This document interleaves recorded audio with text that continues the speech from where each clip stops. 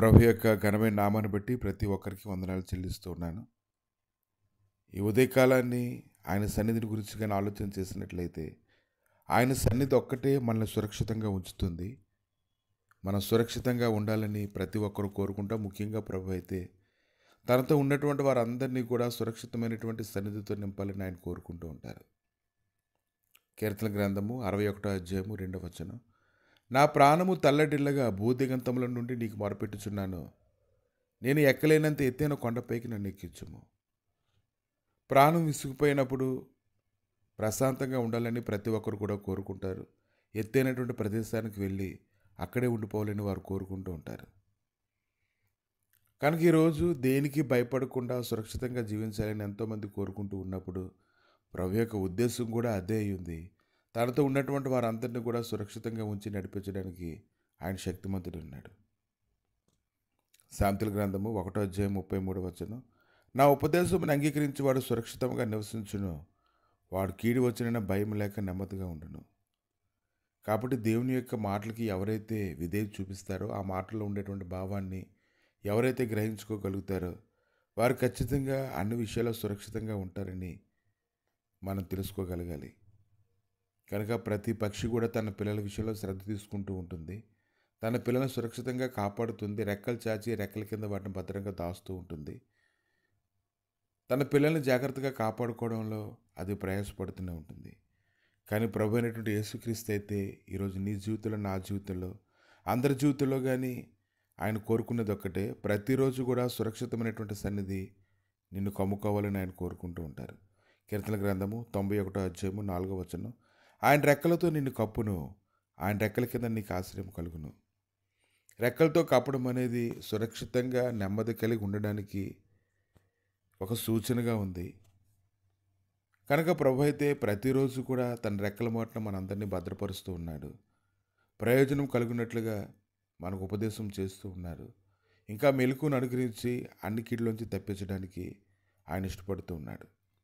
మత్తయి సువార్త 23వ అధ్యాయము 37-38 వచనాల్లో, యెరూషలేమా యెరూషలేమా, ప్రవక్తలను చంపుచును, నీ వద్దకు పంపబడిన వారిని రాళ్లతో కొట్టుచును ఉండుదానా, కోడి తన పిల్లలను రెక్కల క్రిందకి ఎలాగూ చేర్చునో అలాగే నేను నీ పిల్లలను ఎన్నో మార్లు చేర్చుకున్న వాళ్ళని ఇంటిని కానీ మీరు వెళ్ళకపోతిరి. ఇదిగో మీ ఇల్లు మీకు విడవబడి ఉన్నది. కనుక సురక్షితంగా ఉండాలని కొంతమంది అయితే కోరుకుంటున్నారు, కానీ ఎక్కువ మంది తాము సురక్షితంగా ఉన్నామనేటువంటి భ్రమలో దేవుడిచ్చేటువంటి ఉపదేశాన్ని వారు తృణీకరిస్తూ ఉంటారు.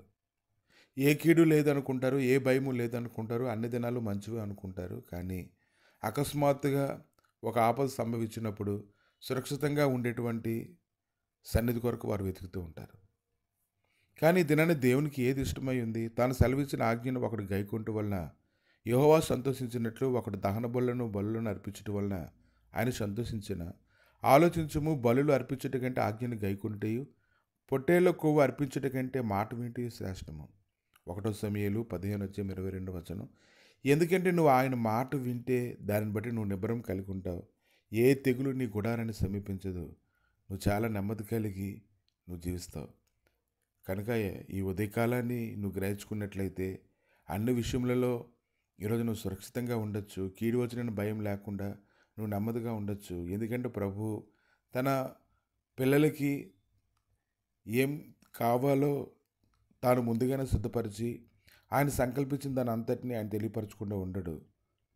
ప్రభువే అందరి పట్ల కృప చూపించి ఆయన పిల్లలుగా మనం ఉన్నాం కాబట్టి అన్ని విషయాల్లో కృప చూపించడానికి, నడిపించడానికి ఆయన శక్తిమంతుడు ఉన్నాడు. కనుక ఈరోజు శక్తిమంతుడైనటువంటి దేవుని గురించి కానీ ఆలోచన చేసినట్లయితే, నీ ప్రాణం తెల్లడిల్లినప్పుడు, నువ్వు మొరపెడుతూ ఉన్నప్పుడు, ఎత్తైనటువంటి కొండపైకి నన్ను ఎక్కించమని నువ్వు ప్రార్థన చేస్తూ ఉన్నప్పుడు, ప్రభు అయితే నువ్వు అడగక మునిపే సురక్షితంగా ఉండేటువంటి ప్రదేశంలో నిన్ను భద్రపరచడానికి ఆయన ఎంతగానో ఆలోచన చేస్తూ ఉన్నారు. కనుక ఆయన ఉపదేశాన్ని నువ్వు కోరుకోవాలి. ఆయన మాట్లాడుతూ ఉన్నప్పుడు నువ్వు శ్రద్ధగా వినాలి. ఆ మాటల్లో ఉండేటువంటి గొప్ప ఆదరణ, ఆ మాటలు ఉండేటువంటి బలము, ఆ మాటలు వింటుండగానే ఏ భయము లేకుండా నెమ్మదిగా నిద్రపోవడానికి కావాల్సినటువంటి కృపను పొందుకునేలాగా ఈ దినాన్ని నువ్వు ఆయన ఆనుకోవాలి. ఎప్పుడైతే ఆయన ఆనుకుంటావో నువ్వు మంచి ఆరోగ్యాన్ని పొందుకుంటావు. అన్ని విషయాల్లో కూడా దేవుడిని జ్ఞానం అనుగ్రహిస్తాడు. నీవు నడవలసినటువంటి త్రోవలో నిన్ను నడిపించి నిన్ను గొప్ప చేస్తాడు. ప్రభువా, మీ దయగలిగిన హస్తాలకు తండ్రి ఉదయకాలాన్ని అప్పగించి ప్రార్థన చేస్తుండగా ప్రతి ఒక్కరి జీవితంలోనైనా సురక్షితంగా ఉండాలని మీరు కోరుకుంటుండగా చుట్టూ ఉండేటువంటి పరిస్థితులు ఏ విధమైనటువంటి దాడి జరగకున్నట్లుగా నాయన నీ రెక్కల మాటను ప్రభావ మీరు భద్రపరిచి తండ్రి మీరు కృప చూపించండి నాయన. బలపరచండి తండ్రి, స్థిరపరచండి నాయన. నీ నెమ్మదైనటువంటి సన్నిధి ప్రతి ఒక్కరు అనుభవించడానికి సహాయం అనుగ్రహించి ప్రతి విధమైనటువంటి కీడులోని తప్పించి నీ మహిమ సన్నిధి నాయన తోడుకు వచ్చి నడిపించి బలపరచమని కృపచూపని మీ శ్రేష్టమైనటువంటి సన్నిధి ఇది మొదలుకొని సదాకాలం తోడుగా ఉంచి నడిపించమని యేసుక్రీస్తు నామములు అడిగి వేడుకుంటున్నాము తండ్రి. ఆమేన్.